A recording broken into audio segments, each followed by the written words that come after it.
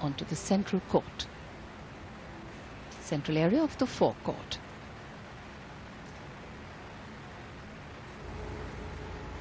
A modern nation is built on pillars of equity, democracy and justice, and every president, as he or she takes oath, reassures each and every Indian's faith in the system. ये लोकतंत्र की शक्ति है, ये ताकत है हमारी। श्री कोविंद ने ये बात कही कि मैंने कभी सोचा भी नहीं था और ना ही मैंने चाहा था कि मैं इस सर्वोच्च पद तक पहुंचूं, लेकिन ये लोकतंत्र का चमत्कार है कि यहाँ आम जन को भी सर्वोच्च पद पर जाकर देश की सेवा करने का अवसर प्राप्त होता है।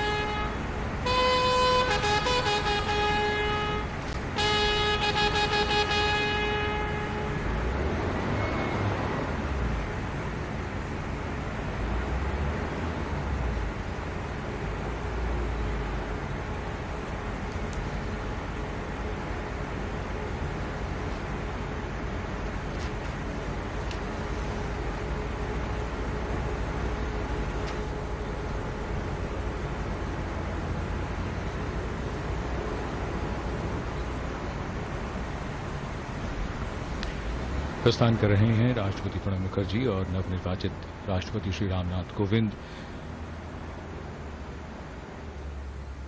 संसद भवन के लिए।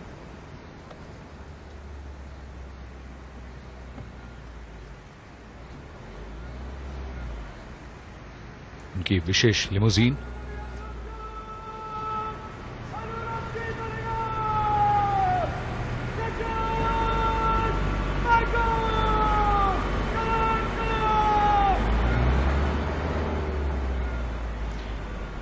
राष्ट्रपति अंगरक्षक अपने कमांडेंट के नेतृत्व में राष्ट्रपति महोदय के साथ राष्ट्रपति भवन से प्रस्थान कर रहे हैं। So as the presidential limousine, escorted by the president's bodyguard, makes its way from the forecourt towards the central hall of Parliament, many thoughts going through the president-elect and the president's mind. This, of course, is the central portion, which is the Jaipur column here, and the cavalcade will skirt this, go around it. It's truly a masterpiece of architecture, the central column, also called the Jaipur column. And it stands at a height of 145 feet at an approximate distance of 555 feet from the main gate. गौरव, बड़ा दिलचस्प होगा ये अंदाज़ा लगाना कि इस वक्त राष्ट्रपति प्रणब मुखर्जी जो निवर्तमान राष्ट्रपति हैं और नवनिर्वाचित राष्ट्रपति, दोनों के मन में क्या-क्या चीज़ें चल रही होंगी। ये बड़ा भावुक क्षण होता है। Absolutely, Sanjeev. Every president, as he or she takes oath to this high office, reassures each and every Indian's faith in its leaders that the nation and the well-being of its people will come before any other ideology or agenda. Democracy places people first, and the people place some leaders first to protect, to lead, and enrich the fabric of the nation.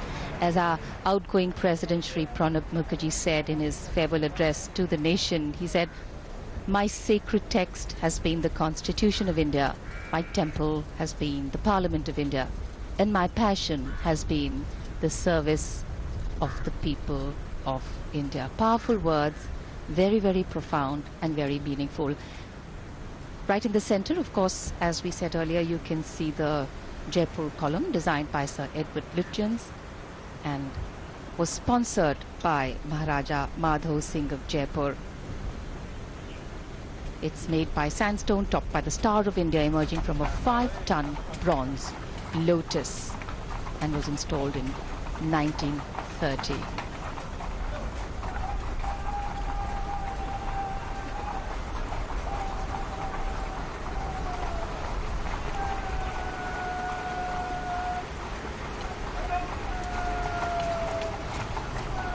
भारतीय गणराज्य जिसमें राष्ट्रपति का निर्वाचन प्रत्यक्ष रूप से ऐसे निर्वाचन मंडल द्वारा किया जाता है जिसमें संसद के दोनों सदनों के निर्वाचित सदस्य और राज्यों की विधानसभाओं के निर्वाचित सदस्य होते हैं। भारत के राष्ट्रपति हालांकि संसद के अंग होते हैं, लेकिन वो दोनों में से किसी भी सदन में ना तो बैठते हैं ना उनकी चर्चाओं में भाग लेते हैं।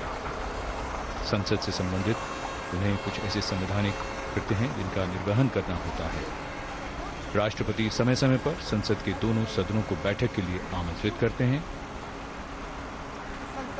और जो बात बार बार कही जाती है, रेखांकित की जाती है, संविधान की रक्षा करना, उसका संरक्षण करना, ये महत्वपूर्ण कर्तव्यों में से एक। और इस पद को ऐसी कई महान विभूतियों ने सुशोभित किया है जिनमें स्वतंत्रता संग्राम में भाग ले चुके डॉक्टर राजेंद्र प्रसाद, शिक्षाविद डॉक्टर सर्वपल्ली राधाकृष्णन, डॉक्टर जाकिर हुसैन, मजदूर नेता, कई ऐसे लोग जो सार्वजनिक जीवन से देश के इस सर्वोच्च संवैधानिक पद तक पहुंचे और जिन्होंने इस महान लोकतंत्र में अपना विशिष्ट योगदान दिया। आज उसी महान लोकतंत्र और देश का ये एक महत्वपूर्ण पड़ाव जहां एक राष्ट्रपति का कार्यकाल पूरा हो रहा है और शुरू हो रहा है नए राष्ट्रपति का कार्यकाल। A question that often comes up in today's world of quick turnaround times and task and delivery orientation, what really is the role of traditional ceremonies and protocol? Well, history, tradition, ceremonial protocol, all have a way of giving context, of anchoring the present in a stability that has weathered many storms. Institutions need to be nurtured organically, keeping the present in mind. They go beyond the individual, and that's the reason tenures and terms are linked to people, not institutions. In fact, a healthy democracy rests on transitions of people, parties, and power. The seamlessness, constitutional nature, and dignity of these transitions only serve to strengthen democracy.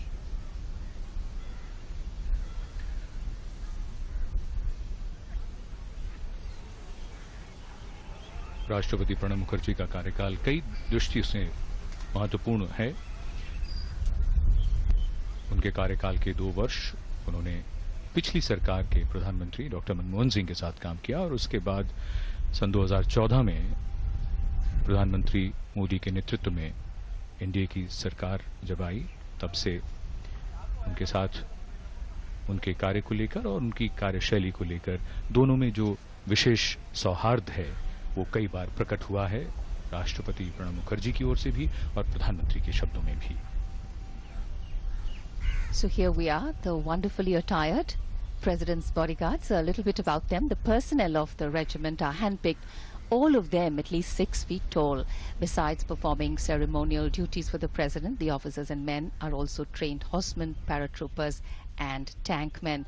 The regiment has seen action in Chushul in 1962, in the Western Theatre in 1965, and in Operation Pavan, Sri Lanka in 1988. In fact, the men of the bodyguards have also distinguished themselves on United Nations duties in Somalia, Angola and Sierra Leone. A detachment also serves in Siachen Glacier, the highest and coldest battlefield in the world. धीरे धीरे काफिला रायसीना पहाड़ी से उतरकर विजय चौक से मुड़कर संसद भवन के गेट नंबर 5 की ओर बढ़ता हुआ, जहां इनकी अगवानी के लिए इसमें राष्ट्रपति प्रणब मुखर्जी और नवनिर्वाचित राष्ट्रपति श्री रामनाथ कोविंद, उनकी अगवानी के लिए उपराष्ट्रपति और राज्यसभा के सभापति, लोकसभा अध्यक्ष, प्रधानमंत्री और अन्य गण्यमान्य व्यक्ति वहां उपस्थित होंगे।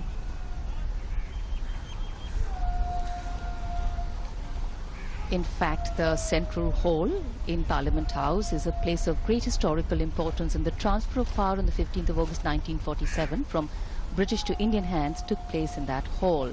In fact, the Indian Constitution was also framed in the Central Hall, and today our new president, the 14th president of the nation, Shri Kovind, will be sworn in there. इतिहास के पन्ने इसी तरह एक एक करके जुड़ते जाते हैं। एक नया अध्याय आज उसमें जुड़ता हुआ।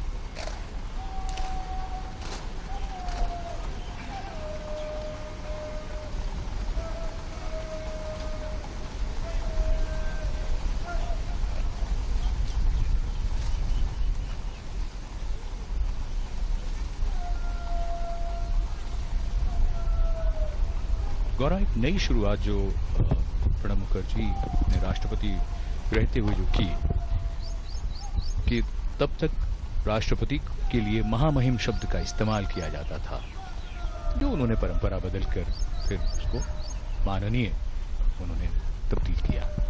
Right, and that was the most beautiful part of the president's tenure. He was a president, but also understood the institution and beautifully understood the current context of how the world is changing and so many things need to change. And here we're giving you a long shot of the limousine along with the president's bodyguard going into the gate at Parliament House. काफिला संसद भवन के द्वार से आगे बढ़ता हुआ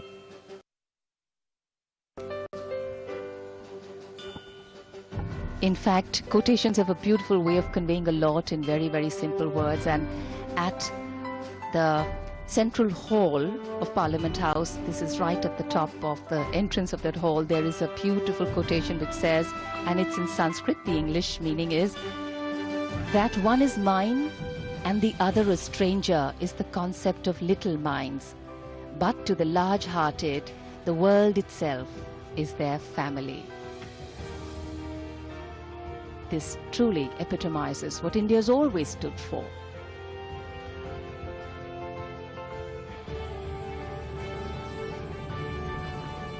दिल्ली में वैसी भी हरियाली काफी है, और इन दिनों मौसम के हिसाब से देखें तो हमारे इन तमाम दृश्यों में आप हरे भरे घने वृक्षों को भी देख सकते हैं इस लोकतंत्र के मंदिर के साथ।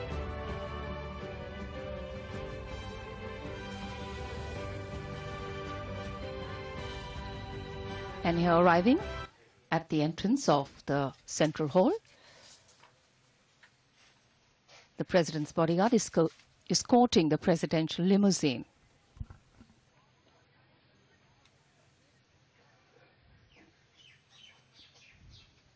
Slight sun seems to have come out, and of course perfect for capturing wonderful images, some of those we showed you earlier, panoramic shots.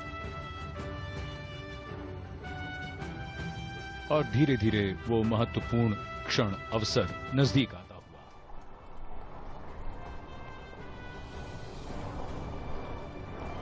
कि संसद भवन परिसर के गेट नंबर 5 से राष्ट्रपति प्रणब मुखर्जी और नवनिर्वाचित राष्ट्रपति रामनाथ कोविंद प्रवेश कर रहे हैं संसद भवन में।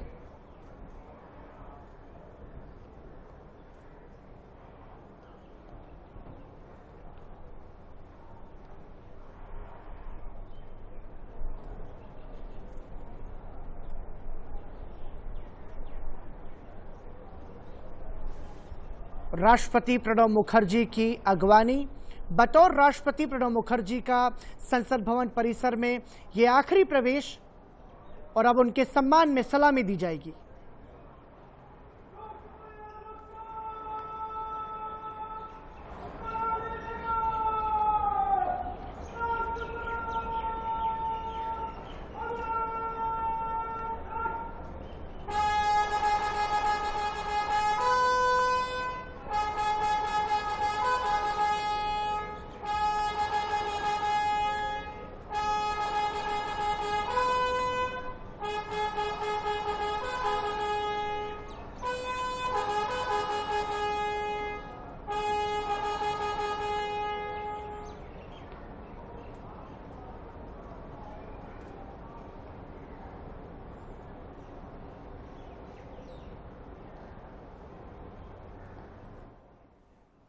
और संसद भवन परिसर में प्रवेश करते हुए साथ में हैं भारत के उपराष्ट्रपति हामिद अंसारी, लोकसभा अध्यक्ष सुमित्रा महाजन और chief justice of India Jagdish Singh Khehar अगवानी करते हुए राष्ट्रपति प्रणब मुखर्जी और नवनिर्वाचित राष्ट्रपति रामनाथ कोविंद की।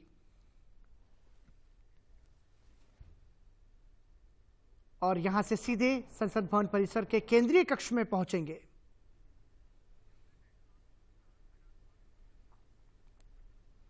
पूरे सम्मान के साथ राष्ट्रपति प्रणब मुखर्जी संसद भवन परिसर के केंद्रीय कक्ष में जाते हुए बतौर राष्ट्रपति प्रणब मुखर्जी का ये आखिरी प्रवेश संसद भवन में।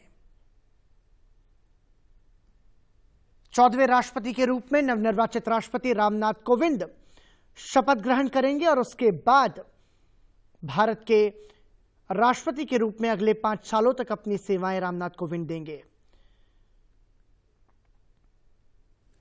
निश्चित रूप से इन तमाम सारे पलों को राष्ट्रपति प्रणब मुखर्जी अपनी सुनहरी यादों के साथ यहां से विदा होंगे। लोकसभा अध्यक्ष सुमित्रा महाजन, भारत के उपराष्ट्रपति हामिद अंसारी राष्ट्रपति प्रणब मुखर्जी को पूरे सम्मान के साथ संसद भवन परिसर के केंद्रीय कक्ष में ले जाते हुए साथ में नवनिर्वाचित राष्ट्रपति रामनाथ कोविंद भी हैं। तो अब से कुछ ही देर में संसद भवन परिसर के केंद्रीय कक्ष में शपथ ग्रहण समारोह होगा और इस गरिमामयी समारोह के साक्षी आप और हम मिलकर होंगे। तुरही बजाकर यह संदेश संसद भवन परिसर के केंद्रीय कक्ष में दिया गया है कि अब राष्ट्रपति संसद भवन परिसर के केंद्रीय कक्ष में प्रवेश कर रहे हैं, लिहाजा उनके सम्मान में संसद भवन परिसर के केंद्रीय कक्ष में मौजूद प्रधानमंत्री, विभिन्न राज्यों के मुख्यमंत्री, लोकसभा और राज्यसभा के सदस्य उनके सम्मान में खड़े होंगे।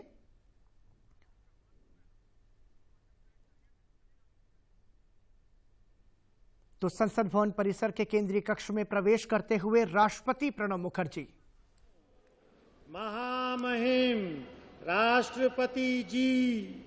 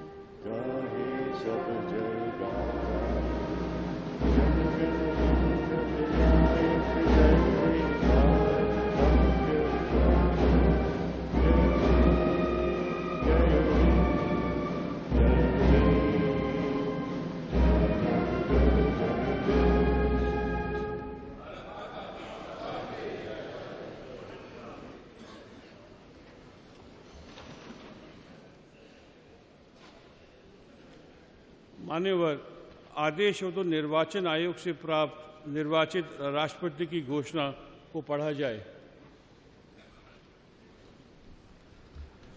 यतः भारत के संविधान के अनुच्छेद 324 द्वारा भारत के राष्ट्रपति के पद के निर्वाचन का अधीक्षण, निर्देशन और नियंत्रण भारत निर्वाचन आयोग में निहित है और यतः श्री प्रणब मुखर्जी की पदावधि की समाप्ति वर्ष 2017 के जुलाई मास के 24वें दिन तदनुसार शक संवत 1939 के श्रावण मास के दूसरे दिन होनी है और यतः भारत के राष्ट्रपति के पद को भरने के लिए संविधान तथा राष्ट्रीय और उपराष्ट्रपतीय निर्वाचन अधिनियम 1952 के प्रावधानों और तदधीन बनाए गए नियमों और आदेशों के उपबंधों के अनुसार करा लिया गया है तथा इसका परिणाम घोषित कर दिया गया है।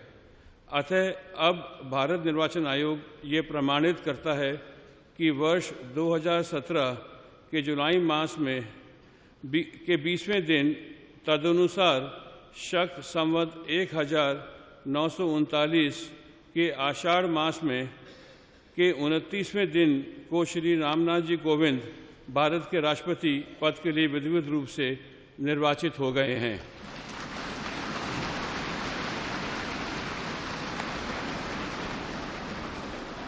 भारत गणराज्य के 68वें वर्ष में हमारे हस्ताक्षर और भारत निर्वाचन आयोग की मोहर से आज वर्ष 2017 के जुलाई मास के 20वें दिन तदनुसार शक संवत 1939 के आषाढ़ मास के 29वें दिन को जारी किया गया।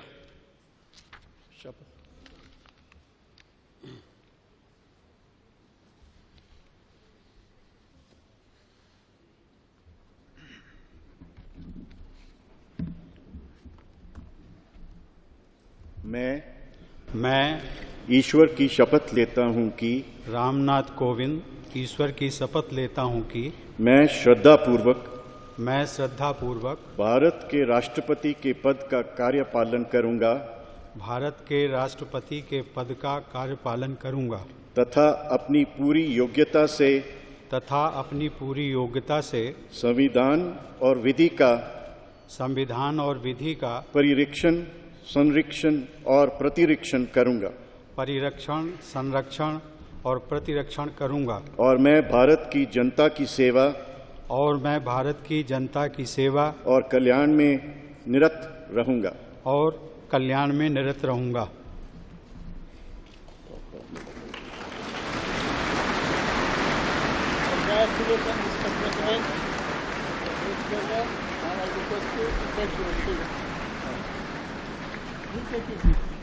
Congratulations. Thank you, sir.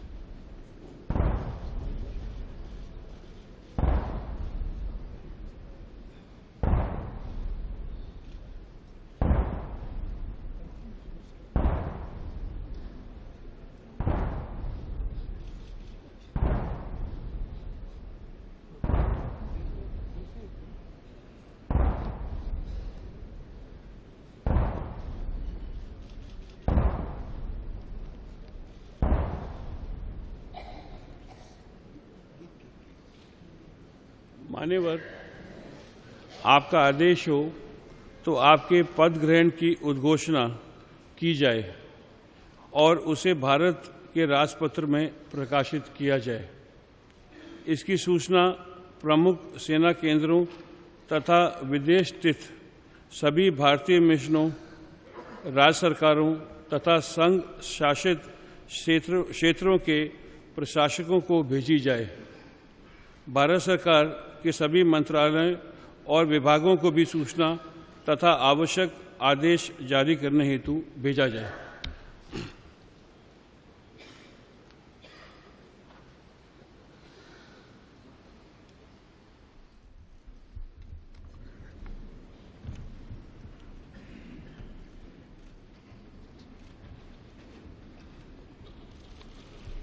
आदरणीय श्री प्रणब मुखर्जी जी, श्री हामिद अंसारी जी, श्री नरेंद्र मोदी जी, श्रीमती सुमित्रा महाजन जी, न्यायमूर्ति श्री JS खेहर जी, एक्सेलेंसीज, संसद के सम्मानित सदस्यगण, देवियों, सज्जनों और मेरे देशवासियों, मुझे भारत के राष्ट्रपति पद का दायित्व सौंपने के लिए मैं आप सभी का हृदय से आभार व्यक्त करता हूं।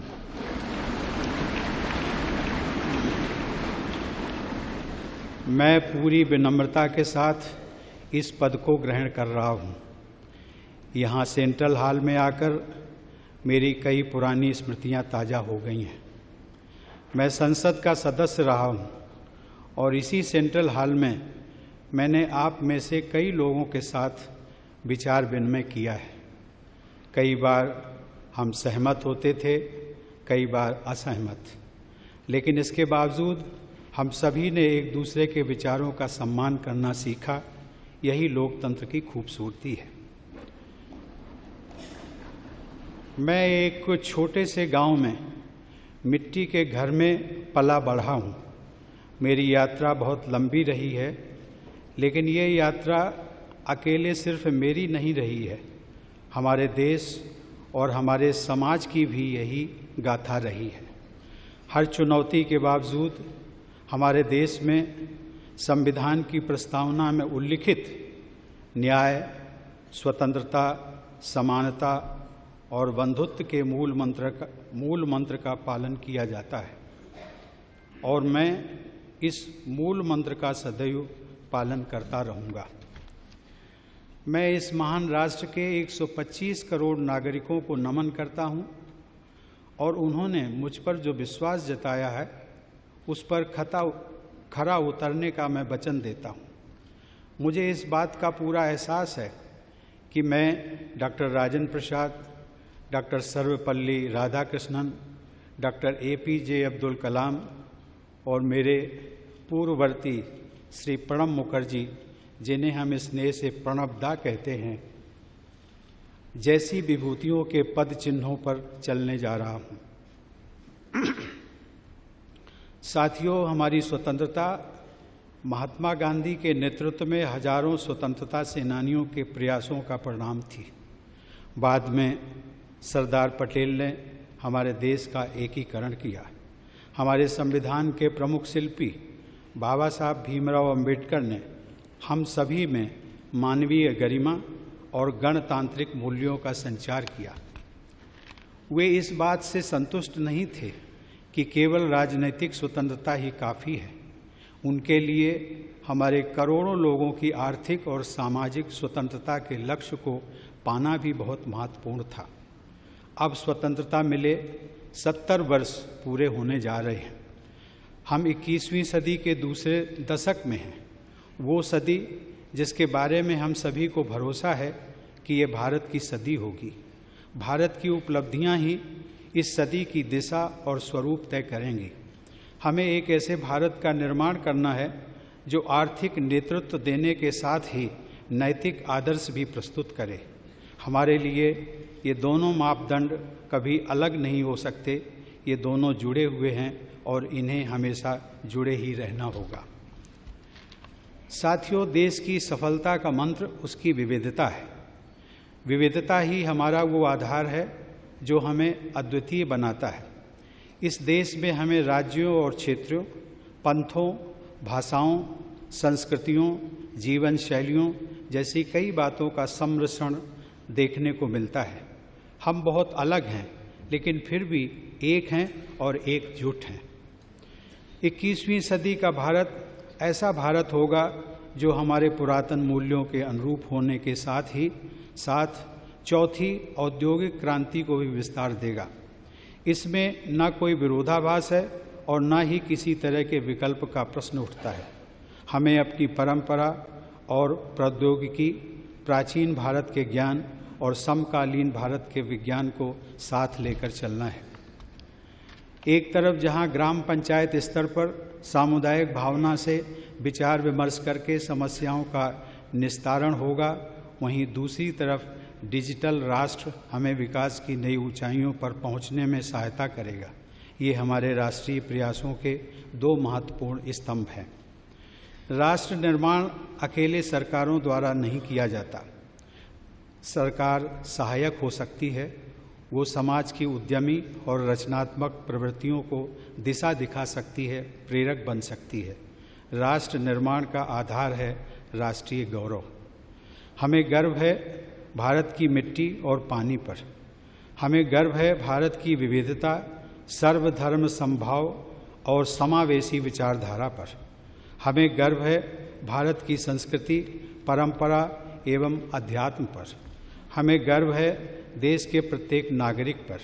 हमें गर्व है अपने कर्तव्यों के निर्वहन पर और हमें गर्व है हर छोटे से छोटे काम पर जो हम प्रतिदिन करते हैं। साथियों, देश का हर नागरिक राष्ट्र निर्माता है। हम में से प्रत्येक व्यक्ति भारतीय परंपराओं और मूल्यों का संरक्षक है और यही विरासत हम आने वाली पीढ़ियों को देकर जाएंगे। देश की सीमाओं की रक्षा करने वाले और हमें सुरक्षित रखने वाले सशस्त्र बल राष्ट्र निर्माता हैं। जो पुलिस और अर्धसैनिक बल आतंकवाद और अपराधों से लड़ रहे हैं, वो राष्ट्र निर्माता है। जो किसान तपती धूप में देश के लोगों के लिए अन्न उपजा रहा है, वो राष्ट्र निर्माता है। और हमें ये भी नहीं भूलना चाहिए कि खेत में कितनी बड़ी संख्या में महिलाएं भी काम करती हैं। जो वैज्ञानिक 24 घंटे अथक परिश्रम कर रहा है, भारतीय अंतरिक्ष मिशन को मंगल तक ले जा रहा है या किसी वैक्सीन का आविष्कार कर रहा है, वो राष्ट्र निर्माता है। जो नर्स या डॉक्टर सुदूर किसी गांव में किसी मरीज की गंभीर बीमारी से लड़ने में उसकी मदद कर रहे हैं, वो राष्ट्र निर्माता है। जिस नौजवान ने अपना स्टार्टअप शुरू किया है और अब स्वयं रोजगार दाता बन गया है, वो राष्ट्र निर्माता है। ये स्टार्टअप कुछ भी हो सकता है। किसी छोटे से खेत में आम से अचार बनाने का काम हो, कारीगरों के किसी गांव में कारपेट बुनने का काम हो या फिर कोई लेबोरेटरी जिसे बड़ी स्क्रीनों से रोशन किया गया हो। वो आदिवासी और सामान्य नागरिक जो जलवायु परिवर्तन की चुनौतियों से निपटने में हमारे पर्यावरण, हमारे वनों, हमारे वन्य जीवन की रक्षा कर रहे हैं। और वे लोग जो नवीकरणीय ऊर्जा के महत्व को बढ़ावा दे रहे हैं, वे राष्ट्र निर्माता हैं। वो प्रतिबद्ध लोक सेवक जो पूरी निष्ठा के साथ अपना कर्तव्य निभा रहे हैं, कहीं पानी से भरी सड़क पर ट्रैफिक को नियंत्रित कर रहे हैं, कहीं किसी कमरे में बैठकर फाइलों पर काम कर रहे हैं, वे राष्ट्र निर्माता हैं। वे शिक्षक जो निस्वार्थ भाव से युवाओं को दिशा दे रहे हैं, उनका भविष्य तय कर रहे हैं, वो राष्ट्र निर्माता हैं। वे अनगिनत महिलाएं जो घर पर और बाहर तमाम दायित्व निभाने के साथ ही अपने परिवार की देख रेख कर रही हैं, अपने बच्चों को देश का आदर्श नागरिक बना रही हैं, वे राष्ट्र निर्माता हैं। साथियों, देश के नागरिक ग्राम पंचायत से लेकर संसद तक अपने प्रतिनिधि चुनते हैं। उन प्रतिनिधियों में अपनी आस्था और उम्मीद जताते हैं। नागरिकों की उम्मीदों को पूरा करने के लिए यही जनप्रतिनिधि अपना जीवन राष्ट्र की सेवा में लगाते हैं। लेकिन हमारे ये प्रयास सिर्फ हमारे लिए ही नहीं है। सदियों से भारत ने वसुधैव कुटुंबकम यानी पूरा विश्व एक परिवार है के दर्शन पर भरोसा किया है। ये उचित होगा कि अब भगवान बुद्ध की ये धरती शांति की स्थापना और पर्यावरण का संतुलन बनाने में विश्व का नेतृत्व करे। आज पूरे विश्व में भारत के दृष्टिकोण का महत्व है। पूरा विश्व भारतीय संस्कृति और भारतीय परंपराओं की तरफ आकर्षित है। विश्व समुदाय अंतर्राष्ट्रीय समस्याओं के समाधान के लिए हमारी तरफ देख रहा है, चाहे आतंकवाद हो, काले धन का लेन देन हो या फिर जलवायु परिवर्तन। वैश्विक परिदृश्य में हमारी जिम्मेदारियां भी वैश्विक हो गई हैं। यही भाव हमें हमारे वैश्विक परिवार से, विदेश में रहने वाले मित्रों और सहयोगियों से, दुनिया के अलग अलग क्षेत्रों में रहकर अपना योगदान दे रहे प्रवासी भारतीयों से जोड़ता है। यही भाव हमें दूसरे देशों की सहायता के लिए तत्पर करता है, चाहे वे अंतर्राष्ट्रीय सोलर अलायंस का विस्तार करना हो या फिर प्राकृतिक आपदाओं के समय सबसे पहले सहयोग के लिए आगे आना हो। एक राष्ट्र के तौर पर हमने बहुत कुछ हासिल किया है, लेकिन इससे भी और अधिक ज़्यादा करने का प्रयास और बेहतर करने का प्रयास और तेज़ी से करने का प्रयास निरंतर होते रहना चाहिए। ये इसलिए भी महत्वपूर्ण है क्योंकि वर्ष 2022 में देश अपनी स्वतंत्रता के 75वें साल का पर्व मना रहा होगा। हमें इस बात का लगातार ध्यान रखना होगा कि हमारे प्रयास से समाज की आखिरी पंक्ति में खड़े उस व्यक्ति के लिए और गरीब परिवार की उस आखिरी बेटी के लिए भी नई संभावनाएं और नए अवसरों के द्वार खुलें। हमारे प्रयत्न आखिरी गांव के आखिरी घर तक पहुंचने चाहिए। इसमें न्याय प्रणाली के हर स्तर पर तेजी के साथ कम खर्च पर न्याय दिलाने वाली व्यवस्था को भी शामिल किया जाना चाहिए। साथियों, इस देश के नागरिक ही हमारी ऊर्जा का मूल स्रोत हैं। मैं पूरी तरह आश्वस्त हूँ कि राष्ट्र की सेवा के लिए मुझे इन लोगों से इसी प्रकार निरंतर शक्ति मिलती रहेगी। हमें तेजी से विकसित होने वाली एक मजबूत अर्थव्यवस्था, एक शिक्षित, नैतिक और साझा समुदाय, समान मूल्यों वाले और समान अवसर देने वाले समाज का निर्माण करना होगा। एक ऐसा समाज जिसकी कल्पना महात्मा गांधी और दीनदयाल उपाध्याय जी ने की थी। ये हमारे मानवीय मूल्यों के लिए भी महत्वपूर्ण है। ये हमारे सपनों का भारत होगा, एक ऐसा भारत जो सभी को समान अवसर सुनिश्चित करेगा। ऐसा ही भारत 21वीं सदी का भारत होगा। आप सबको बहुत बहुत धन्यवाद। जय हिंद, वंदे मातरम।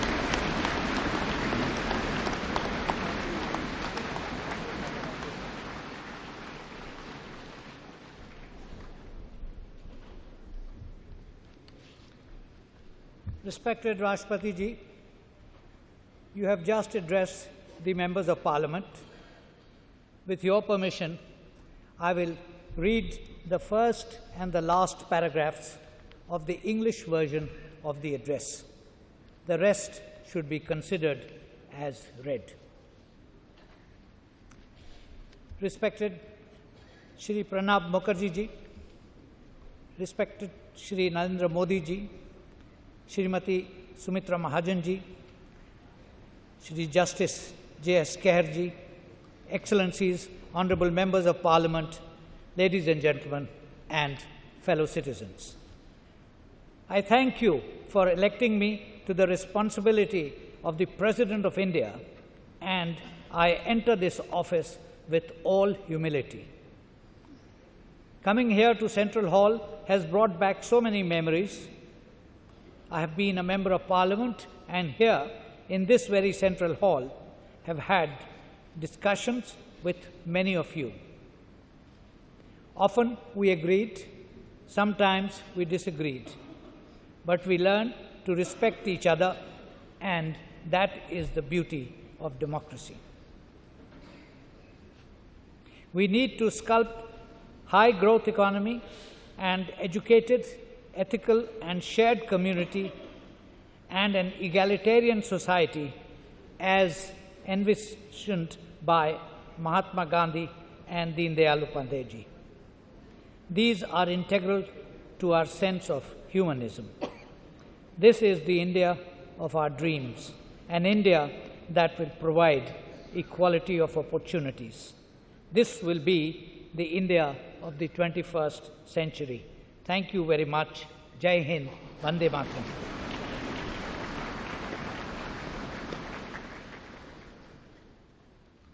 मान्यवर, आपका आदेश हो तो अब समारोह की कार्रवाई समाप्त की जाए।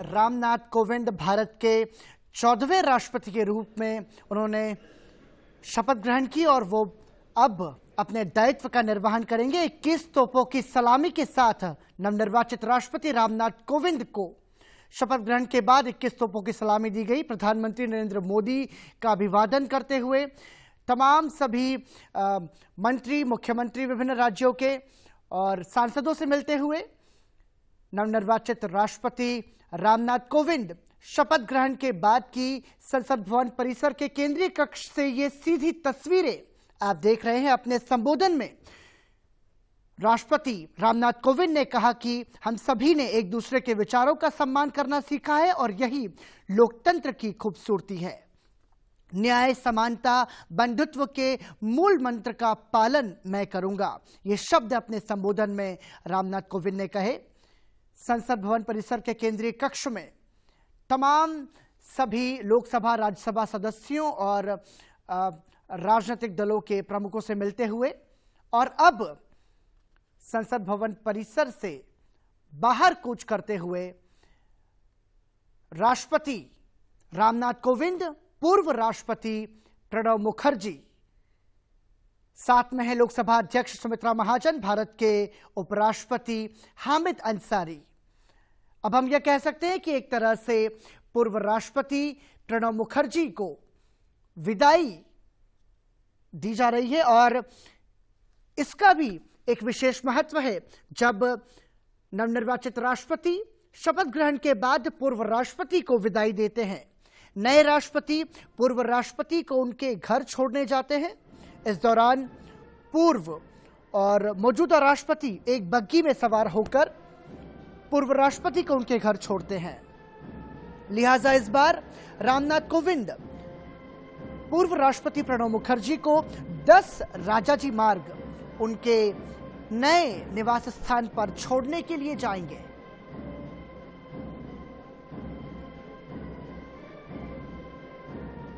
जब संसद भवन परिसर में प्रवेश कर रहे थे तब राष्ट्रपति प्रणब मुखर्जी थे और अब शपथ ग्रहण के बाद पूर्व राष्ट्रपति प्रणब मुखर्जी की विदाई और नवनिर्वाचित राष्ट्रपति रामनाथ कोविंद पूर्व राष्ट्रपति प्रणब मुखर्जी को उनके नए निवास स्थान 10 राजाजी मार्ग पर छोड़ने के लिए जाएंगे।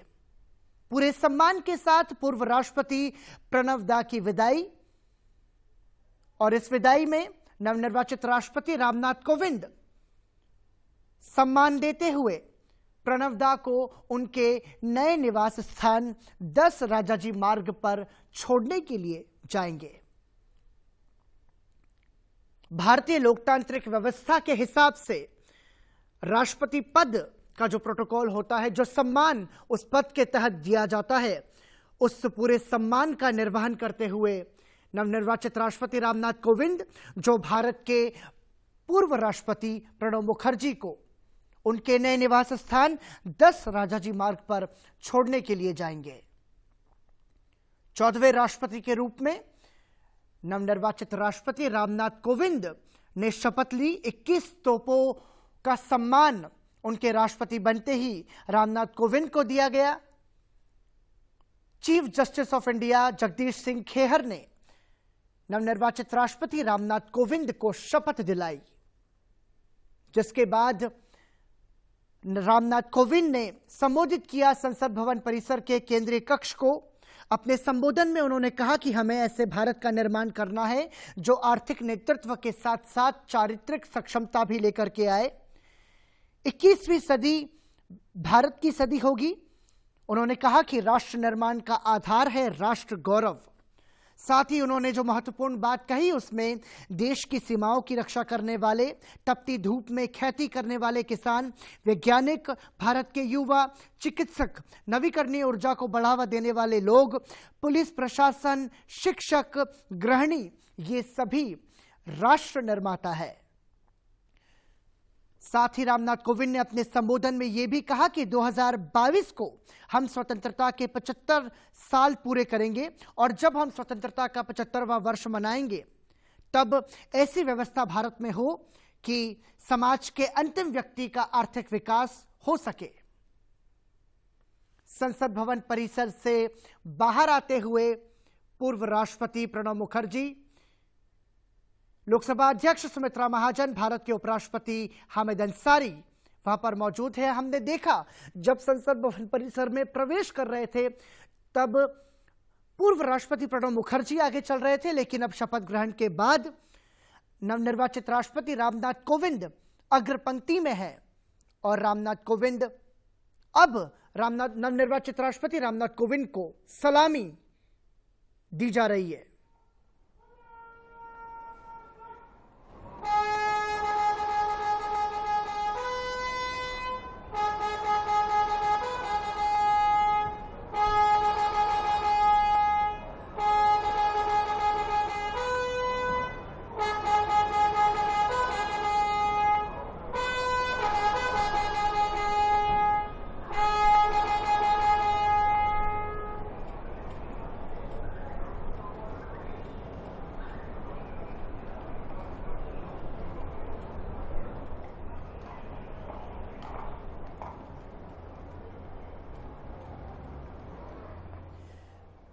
तो ये सीधी तस्वीरें नवनिर्वाचित राष्ट्रपति रामनाथ कोविंद संसद भवन परिसर से जाते हुए और अब रामनाथ कोविंद पूर्व राष्ट्रपति प्रणब मुखर्जी को पूरे सम्मान के साथ उनके नए निवास स्थान 10 राजाजी मार्ग पर छोड़ने के लिए निकले हैं। नवनिर्वाचित राष्ट्रपति रामनाथ कोविंद के साथ पूर्व राष्ट्रपति प्रणब मुखर्जी शपथ ग्रहण से पहले जब राष्ट्रपति भवन से निकल रहे थे तब पूर्व राष्ट्रपति प्रणब मुखर्जी और नवनिर्वाचित राष्ट्रपति प्रोटोकॉल के हिसाब से इसी वाहन में आए थे, लेकिन तब नवनिर्वाचित राष्ट्रपति रामनाथ कोविंद